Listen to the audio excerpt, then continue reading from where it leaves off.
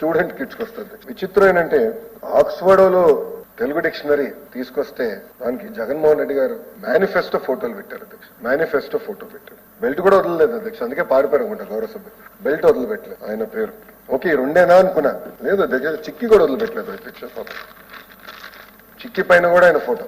అధ్యక్ష పిల్లలు చదువుకుంటున్న పుస్తకాలు అధ్యక్ష, ఇది నోట్బుక్ అధ్యక్ష. నోట్బుక్ లో ఆయన ఫోటో. నోట్బుక్ పైన కూడా మాజీ ముఖ్యమంత్రి గారు ఫోటోలు వేయించుకున్నాడు. ఇంతేనా అనుకున్నా.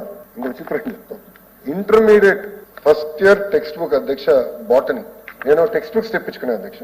దాంట్లో ఎంత ఏంటంటే ఒక పేజ్ అంతా ముఖ్యమంత్రి గారి సందేశం, ఆయన ఫోటోస్ సహా. ఆయనకి ఏదో పెద్ద బాటనీ వచ్చినట్టు ఆయన రాశారు. దాని తర్వాత లక్ష్మీ పార్వతి గారికి సందేశం అధ్యక్ష ఒక పేజ్. ఓకే. ప్రిన్సిపల్ సెక్రటరీ గారి సందేశం అధ్యక్ష ఇంకో పేజ్. ఓకే.